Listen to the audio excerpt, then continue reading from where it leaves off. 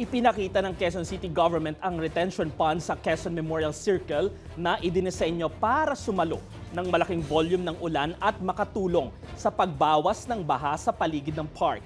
Ayon kay QMC Administrator Windsor Bueno, otomatikong dumadaloy sa collection tank at retention pond ang rainwater runoff mula sa parke.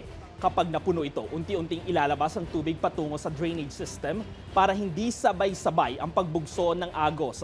Kaugnay niyan, plano ring lagyan ng filtration system ang pasilidad para magamit ang naipong tubig sa pagdilig ng mga halaman at pag-flush ng mga toilet sa park.